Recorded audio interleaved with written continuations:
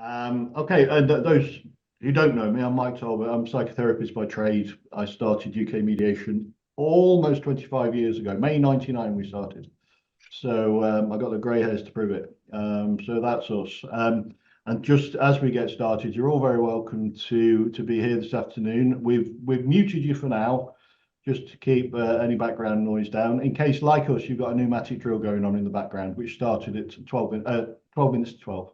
That pneumatic drill started up. So if you can hear a rumble, it's not my baritone, that's what's going on in the background. And just to let people know as well, we are recording. So in case you don't want to be recorded, now's the time to turn your camera off or disappear. Otherwise, leave your cameras on and we can see your reactions. Use the chat box, please. Got a chat box down on the right to make a comment or question as we go along. To hear from Laura as one of our mediators. Really, let's go right back to the beginning, Laura, and you starting as a mediator. You trained with us some years ago? Yes, I did my full accreditation course with you about maybe 4 years, 5 years, maybe a bit longer now. After sort of having sort of informal training and doing informal mediation across a few different sectors, did my qualification. I absolutely loved it and thought, yeah, I wanna do more of that. Okay, good. And I think people here might be interested to hear how you then got started, really, once you'd got your certificate on the wall. What did you do to get some work and sort of get up and running as a mediator? Yeah, initially I had a job at the time, and so I set up a mediation service within the organisation I was working in. So that was good because I could practice it. I had some peers to shadow, and I had some people to do the joint mediation with. So that got me a little bit more hands-on experience, which is really important. I think had I not had that, I would say that people do need to go out and shadow. They do need to do maybe that community mediation, or they do need to get in touch and with UK Mediation itself and say, what have you got? Can I come and see what you do and watch it in progress? When I left to be a mediator, I had various contacts. I'd already worked for various different bodies of the NHS across the UK.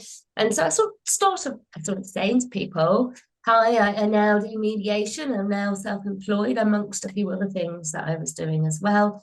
And it grew steadily, a bit slowly. And then I got in touch with UK Mediation and said, have you got any sort of spaces for new mediators? And you were obviously very supportive and took me on.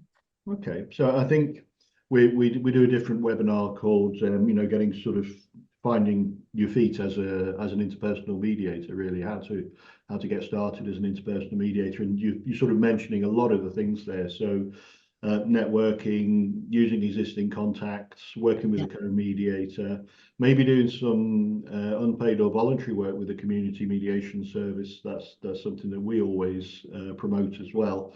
And thinking about, I mentioned the 25 years, right back to when I started as a mediator. I did a couple of years with a community mediation service in the West Midlands around Walsall, Wolverhampton way. Neighbourhood disputes, not workplace, but the great thing with that was, as you allude to, is having somebody to work with, going out with a co-mediator. And the bonus working with a community mediation service is you'll get case supervision as well. So some pretty exciting situations, let's say, that we had to work with as neighbourhood and community mediators, but it's a good thing to actually find your feet. So was it important to get practice sort of quickly after your training, do you think, Laura? Yeah, we had a couple of cases already lined up for us in-house. We knew that, HR was sort of knocking on our door. I didn't work in HR, actually. I was a professional support manager supporting doctors and nurses struggling in the workplace at the time, and a team of people. And we'd had a number of cases come through our door where it was more sort of complaints. And so we'd started to offer mediation instead. So it sort of straight off the bat, we were able to all get stuck in. And then the staff disputes as well. And we did a few team, actually. We did, sort of a few team mediations, group mediations, and not in the full sense of it, but just practicing Yeah. you know, allowing each person to talk, and that the rules of impartiality.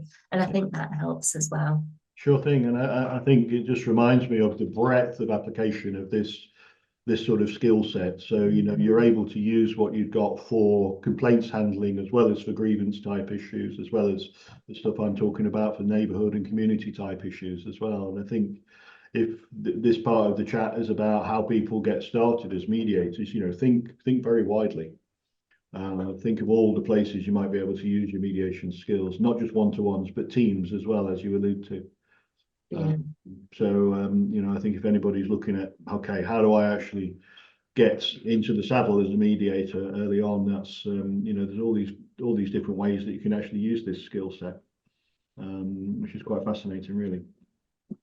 I was thinking before we came on, I was thinking about what kind of things might be in people's minds. So if anybody does have questions, again, please pop them in the chat box there. But as well as getting cases and getting sort of ready to go, how did you do your marketing right early on, particularly with your freelance work? Yeah, I mean, it's certainly grown in professionalism as time has gone on, and I'm pleased to say that as I've got more experience, and I certainly didn't know how to sell myself, didn't know what to say, was highly embarrassed, sort of showing my face on LinkedIn, or promoting myself, saying something good about myself. I think it's really, really difficult. But essentially, mediation's a service, training's a service. So just like you would sell any product, I quickly realized that people needed to know what I was doing, what it was good for, why I was doing it, what my interest was, along with some of the other stuff. So I think I've got a master's in psychology, and I'm fascinated by people. I know you come from a similar sort of background, Mike, but I think that sort of transformation approach of mediation and getting people moving forward and thinking differently, that came into my marketing quite early because I knew about psychology. I enjoy working with people and helping them move forward.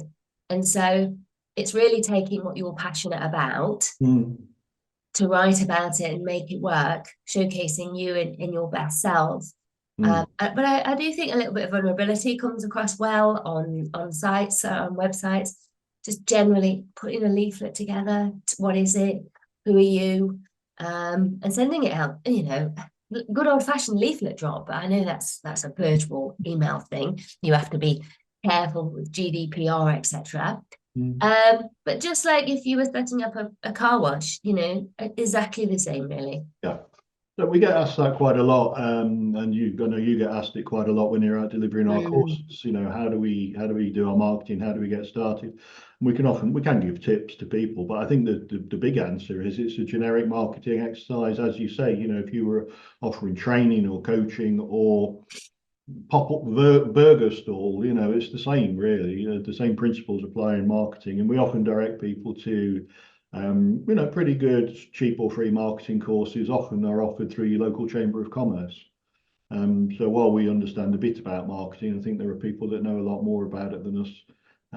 So chamber of commerce is very good. A lot of online or face-to-face courses, just in general, how to market a service.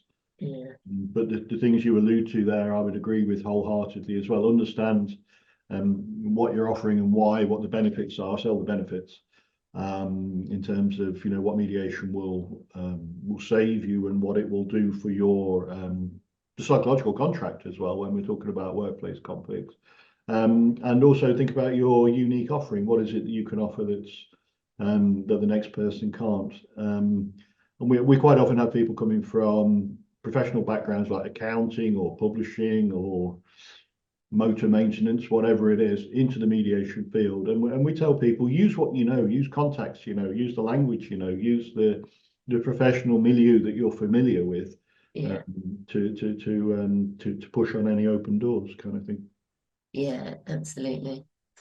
Another question that comes to my mind is thinking about charging as well. I'm guessing you'd be in the typical, for freelance, you'd be in the typical region of what, £900 to £1,100 ish. Yeah, absolutely. I mean, I like to say I don't know what I don't do what I do for money. Of course, I absolutely do because I've got to earn a living. But I do enjoy helping people and seeing the difference that this kind of work makes. And so it very much depends who knocks on my door, if you like. If repeat customers come through as well, I think it's nice to that reduces your marketing, doesn't it, that you need to do if you've got repeat customers. But yeah, that I think that is the ballpark for an independent. Yeah.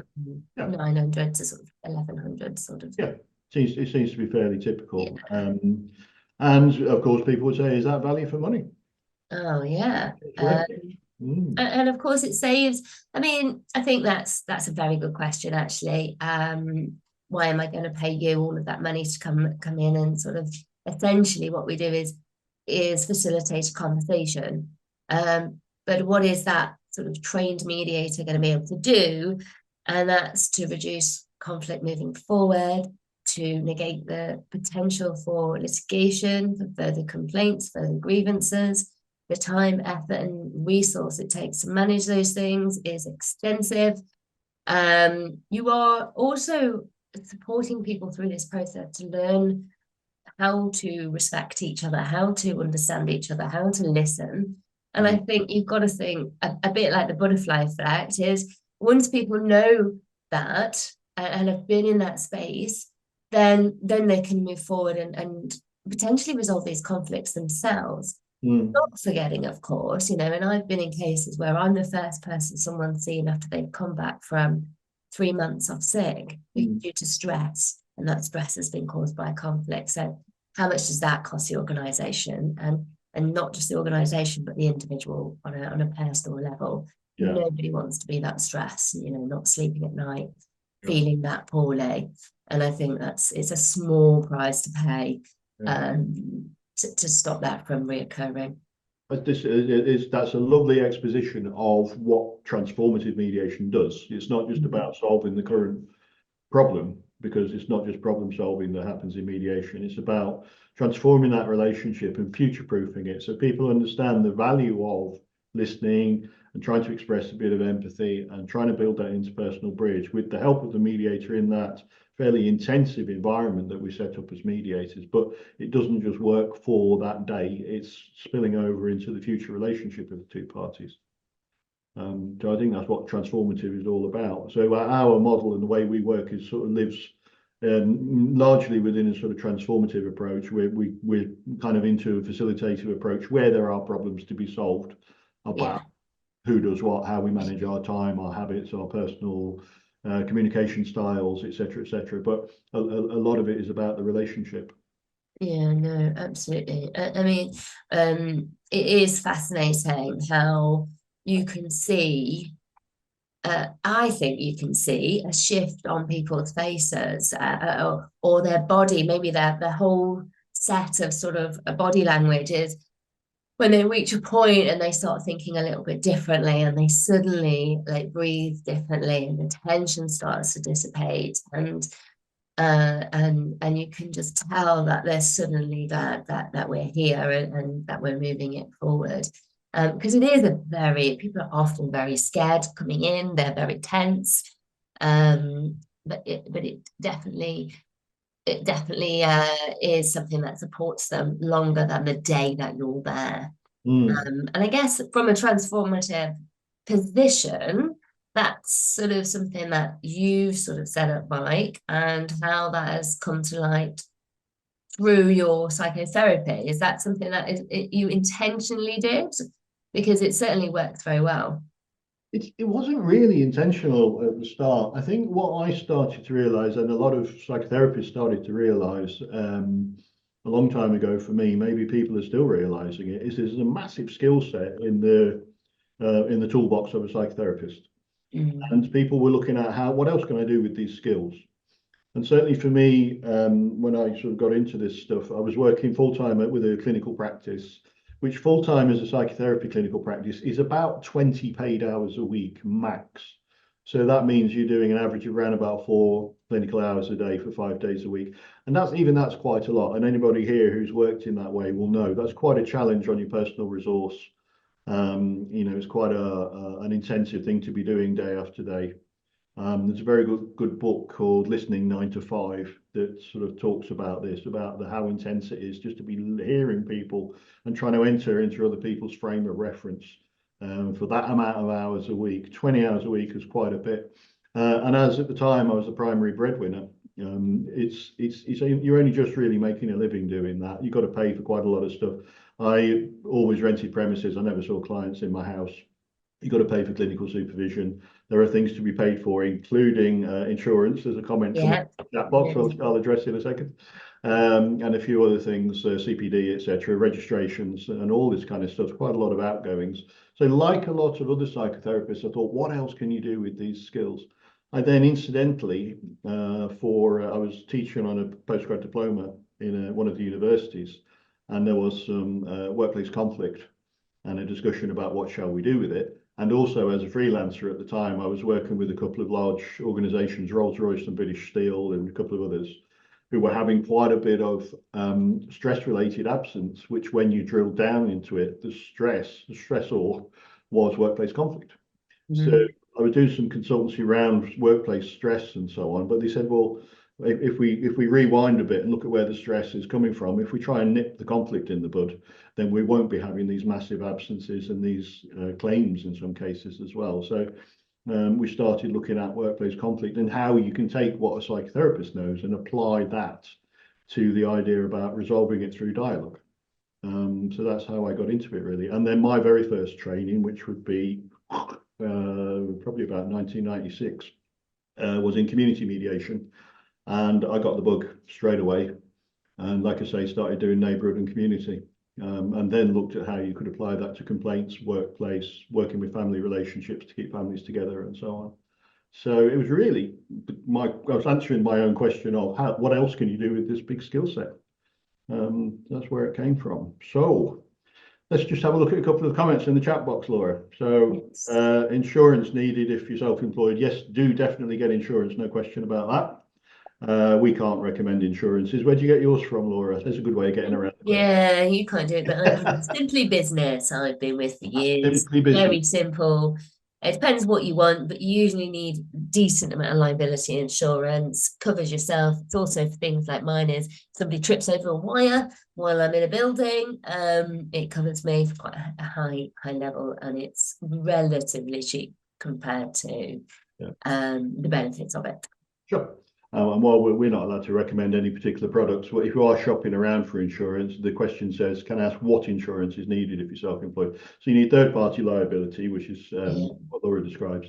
And you need something that will pay for your legal costs if somebody takes an action against you. And there's a couple of other bits that go on there as well. But you'll notice the difference. What I can say is that you'll notice a difference in the fee if it's an insurer that doesn't really know what mediation is, quite sure what they're insuring you for, they'll charge you £4,000 or £5,000. But if it's a company that perhaps like the one that Laura mentions or one or two others who do actually know what they're insuring you for, it'll be a few £100s. Yeah, mine's about 230, I think. It's gone up and down a little bit over the time, but yeah, it's certainly. Yeah, well, the quarter of the cost of one workplace mediation, we could put it that. Yeah, absolutely. Yeah, definitely. Sounds like a good investment to me. Peace of mind. The comment from Nicole is around having certification by a board in order to practice mediation, despite what qualifications you might have. There's a lengthy process to get certified by the board. There's a lot of that about. And in some countries, it's in America where I've seen how they practice mediation there, you have to be certified statewide. So somebody who's certified in California can't necessarily practice in neighboring states, which is interesting. So we don't have that here. There are a few organizations who've set themselves up to accredit, mediate, certify, be the board for mediators. It's none has quite stuck yet. There's a number of organizations, I don't need to list them, but we say go for industry standard quality assurance. So I'm not going to do a salesy bit, I hope. Look for, if you're choosing a mediator, number one, look for reputation. Number two, look for the backup. You know, are they, you know, supported by an organisation, supported by some kind of quality assurance process? We have ISO 9001. I don't think anybody else in the field has got that one. And look for training, look for externally accredited qualifications. So in the same way as, to bring it back to the initial comments we made, if you were looking for somebody who's qualified as a burger maker, you're going to want to know that they have some external accreditation or scrutiny of their quality processes. It's the same for mediation. So don't get too seduced by the various boards and councils and societies and colleges who want to set themselves up as the body for mediators. It's not true.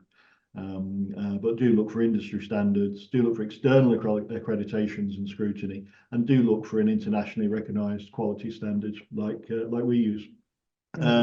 There's quite a few of those organisations. You can find it all on the web, the organisations that people do use. But it's a good point. We don't yet have it in the UK, Nicole, would be the short answer. The paradigm shift is wonderful to see. I guess you're talking, Ruth, about when we get to a place of mending that relationship and building the interpersonal bridge. What, Laura, back to you. What do you notice sort of happens when what we do really works? What do you notice happens between the parties who are involved in a mediation? Well, I think it's that's where you get the bug from, isn't it? That's for somebody interested in people and body language and mind and how it all works. It's when you realise that people who are evidently sort of a bit stuck, and we talk a lot about positions and interests when we're delivering training on this, and people go from sort of a statement of I want and this is not fair and lots of blame involved, to well, I didn't know that, and you know, maybe we could do this differently, and well, why didn't you just tell me that? And quite often there's an apology or something in terms of words. People start to sort of sit back and actually listen instead of, you know, sometimes people come into the room and you can tell they're not going to listen, and they've got their barriers up. They're there to say what they want to say. And I think obviously our processes, you know, they get that nice offloading early on with us. That certainly helps. And, you know, we ask them, you know, what would you like to be different after this process? What would make things better for you? Can you think about that? Because with any sort of conflict, you know, and everyone's had conflict and everyone's had times or something in their life where you've thought, I'm worrying about this. This is bothering me. You can ruminate over conversations that you've had months ago, and it bothers you, and you keep thinking about it, but you don't often think about anything really. You know, I don't think in society people often think, what can I actually do to change this? What you know, can I leave what's happened and think about the future, and this could actually be different if I try to do something. And so you do see that. I think usually sort of midway through an afternoon of the joint session, and people are coming together, if it hasn't already happened, you know, their shoulders drop a bit, they suddenly breathe a little bit calmer, you know, and their facial expressions, I have to say, it's a tiring experience for the parties. And you can tell that perhaps they haven't slept great anyway the night before, but it is exhausting being in that state of tension for most people. Yeah. But when they start to sort of try to go, oh, actually, there's something in this, yeah, you know, and people have said something that they wouldn't have dared say, you know, they wouldn't have explained in the office, but they've sort of opened up about perhaps a bereavement or an illness or a past experience sometimes, or, you know, and that's quite something really to hear. And it had a huge impact. Yeah, I mean, it's almost like there's often a letting go in mediation where people are holding back on the things that they want to, but they feel they can't say. And you can even see people at the start of a mediation sometimes rather tight-lipped, physically tight-lipped. Yes. Holding themselves in a particular way. And as you say, as the session progresses, you know, the shoulders go down a little bit, the expressions soften. You can see that people are breathing in a different way. And they say the things that up until that point have gone unsaid. Yeah. And within the model of working, you know, if you can see sometimes people are at that point, it can be excruciating sometimes because you can see you're just about to say something, but you're not saying it, and an hour has gone past. And we can use our side meeting to get, you know, take that person aside and just give that slight little encouragement for that to get said in the end. Yeah. And then, as you say, the listening, you can tell when people are listening to each other or not. And some people's version of listening is actually just wait until you finish before I say the thing that I was going to say. Yeah. They're not really listening, so you can see it in the eyes. And the other thing that you allude to there is about the jargon is undoing the projections, so withdrawing projections. So it's the thing that the person imagined the other person was thinking. Oh, I thought that you meant this, and I thought that you'd got a real downer on me, and I thought the way you looked at me the other day meant that you don't like me anymore. No, no, no, no. Yeah. Yeah. Getting that cleared up, you know, so withdrawing those projections. So undoing that, the other jargon word is retroflexion. Undoing the retroflexion where people are not saying the thing that needs to be said, and then withdrawing the projection where they're seeing clearly the other person rather than seeing their imagined version of them, and then listening better, and then having that physical experience of actually, you know what now. And in just to come back to your earlier point about therapy and mediation, we use a lot of therapists will warn clients at the start of sessions or a series of sessions. You might even experience some bodily changes. You might feel aches and pains. Yeah. Following psychotherapy, because you're kind of you are changing how you're using your muscle, you're dropping your shoulders, you're not sitting the same way, you're breathing better, you're perhaps not holding your jaw tightly. So people do experience actually physical sensations when they experience that letting go that you can have both in therapy and in mediation. So yeah, it's a quite a profound change, quite an intense experience, really. It is, yeah. Back to a couple of comments. Community mediation. Would you need to arrange insurance first before you could volunteer? Good question, Julie.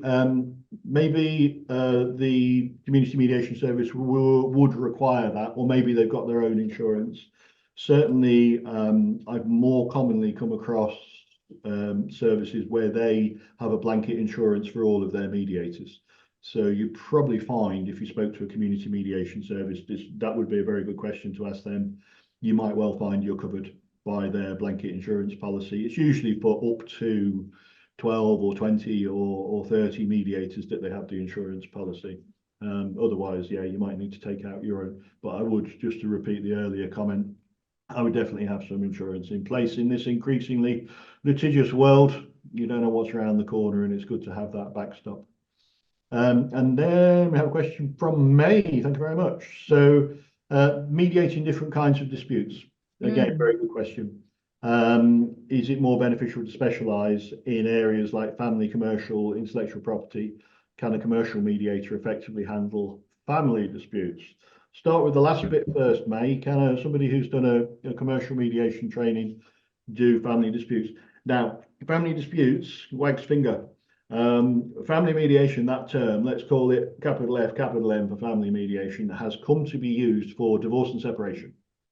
So this is the Family Mediation Council, for example, Family Mediators Association, capital F, capital M, they use that term to refer to divorce and separation. It's a very, very specific thing. It's the one thing we don't do at UK Mediation. The reason we don't do it is it's become a quasi-legal process. So it tends to be practiced by family lawyers or people who are working within a legal practice where there are family lawyers.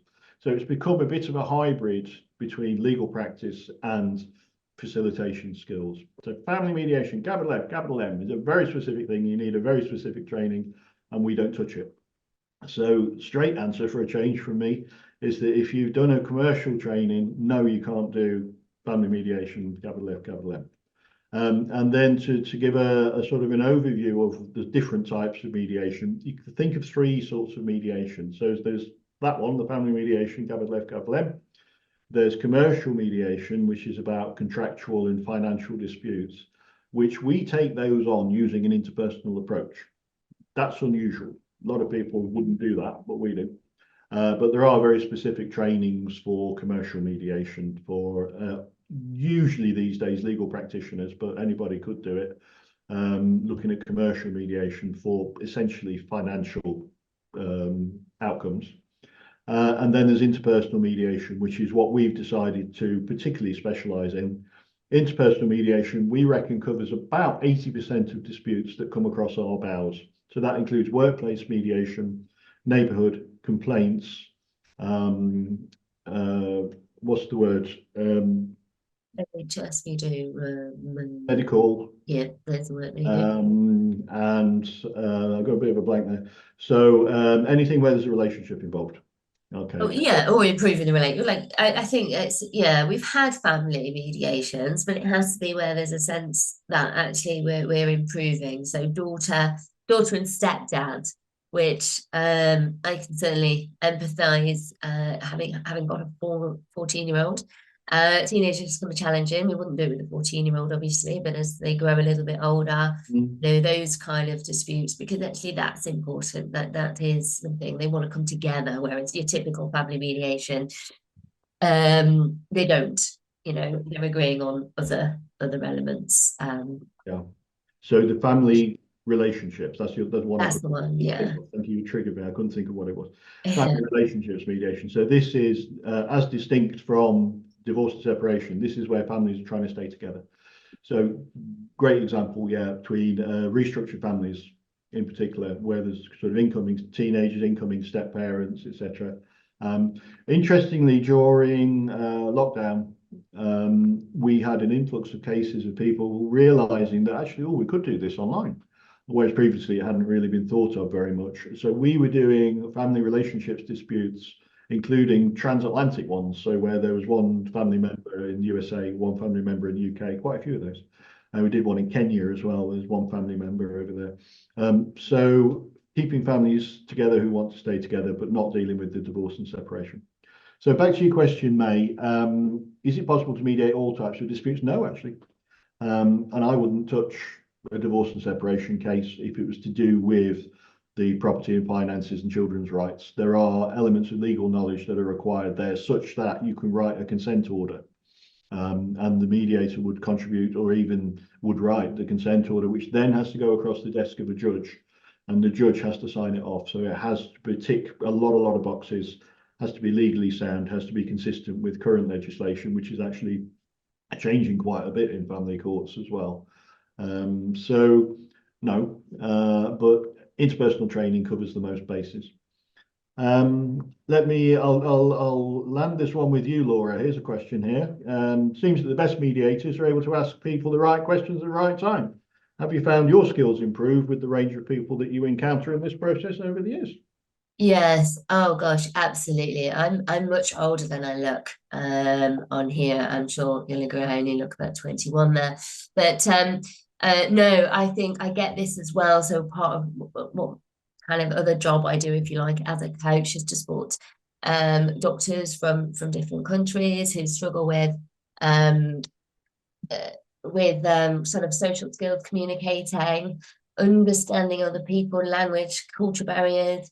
And it's all plays a part. And my advice to people who struggle with any type of communication at all is to go out and meet diverse people, to people that are different to you from as many different backgrounds as possible. And if you can do that and you can work with and sort of interestingly work with different people and never be sort of I want to say put off by anybody. That sounds a bit harsh, but I'm sure we've all had people where we're like, "Oh, I'm not sure I can have that conversation with you."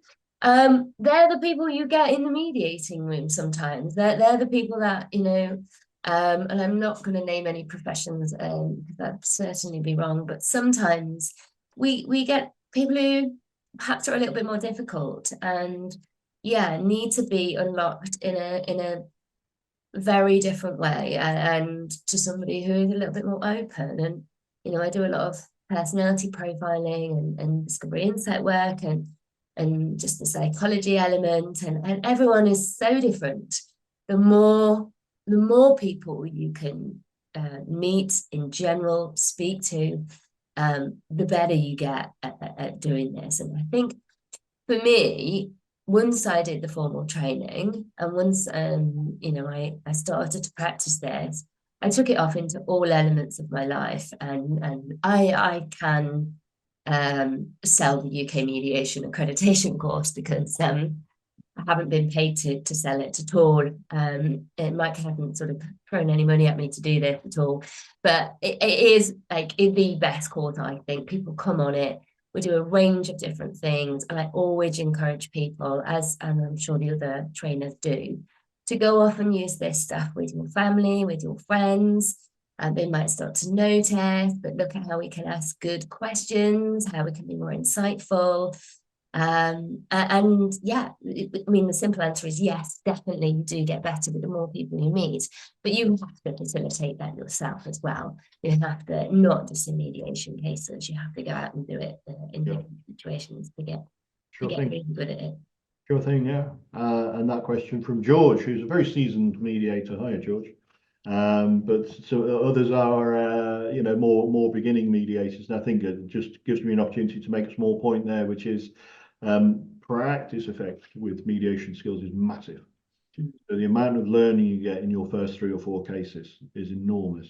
And you realise that, well, number one, you realise it works, the model works. Number two, you perhaps realise that you know, there are differences to doing it in simulation in the training course and actually doing it in real life. It never quite goes as planned.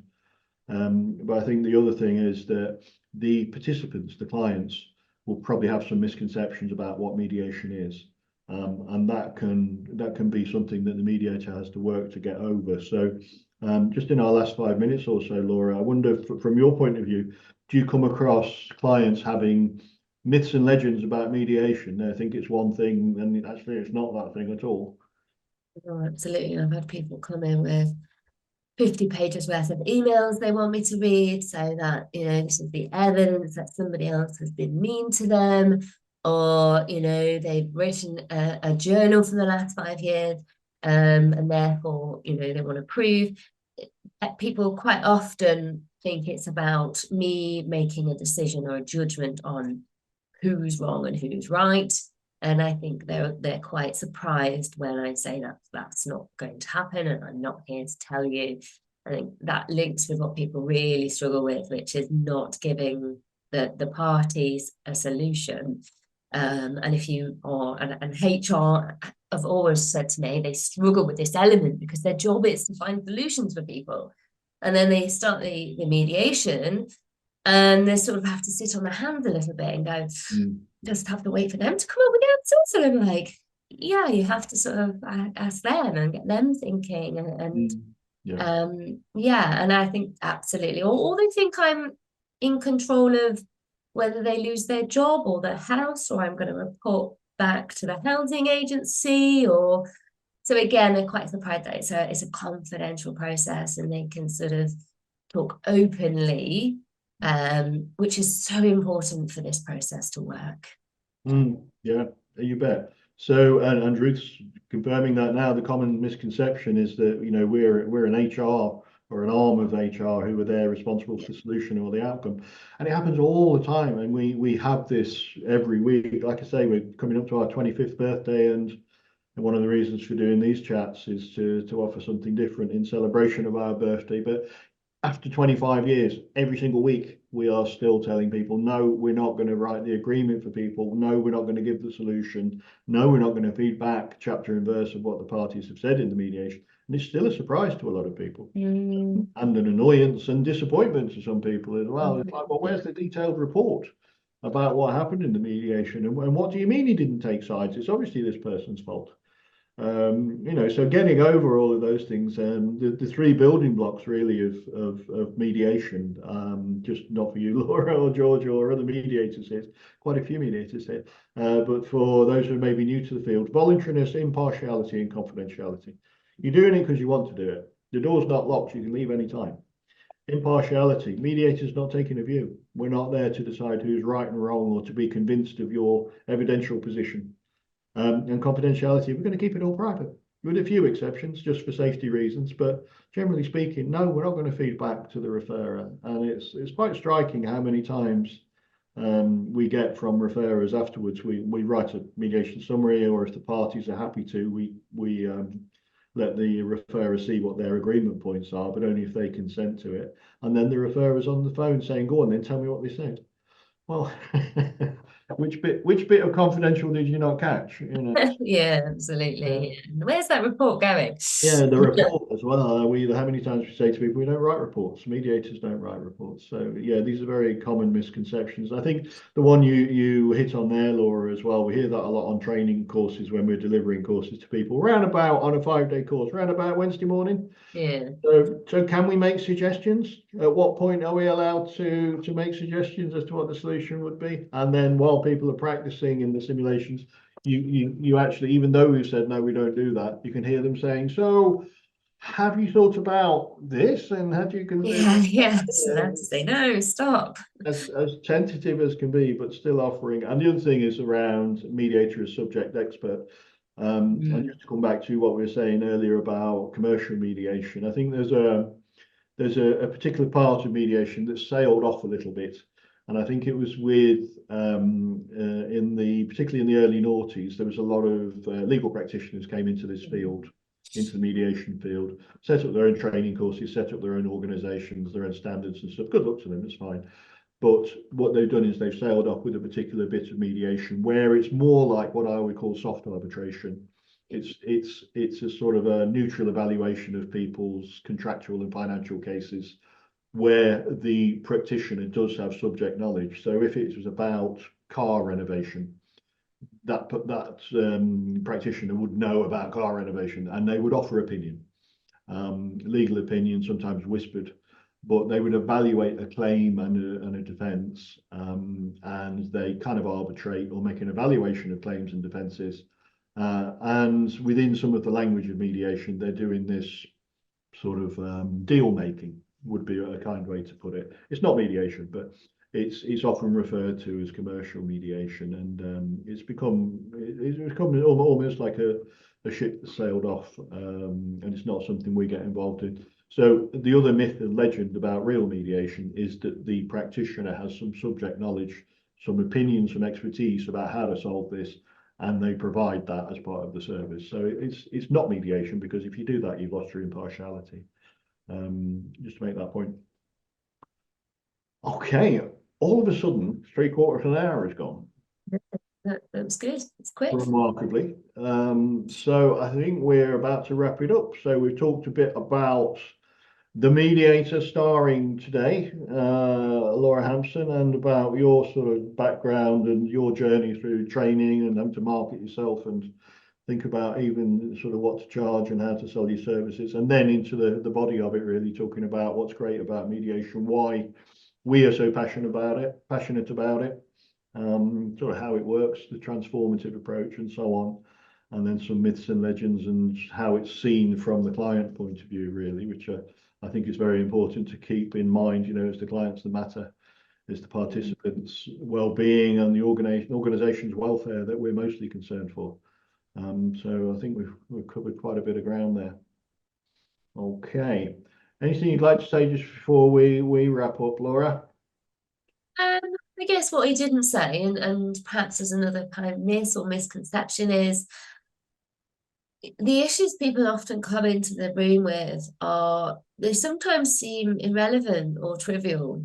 And of course, they won't be the real issues. They aren't that, that someone used my mug or didn't fill the stationery cupboard up, or those kind of things aren't the reason for the conflict. So I think more than anything, it's about supporting people to get past a little bit of that and getting to the deeper part of what's caused the conflict, and that's again part of that transformation piece almost. The difference is usually part of that conflict. But no, thank you very much for having me, and seeing everybody here. It's great. There's an interest in it, and I love it. And I think we're gonna be employed for a while. Okay. All right. Well, thanks ever so much for people coming along today and for your comments and questions, and especially to you, Laura. So we'll see you on our next audience. We'll see you on our next webinar in a month's time or so, and I'll probably see you before then, Laura. So, all right. Fantastic. Okay, have a good weekend, everybody. Great to see you. All the best. Cheers. Bye for now. Bye. Bye.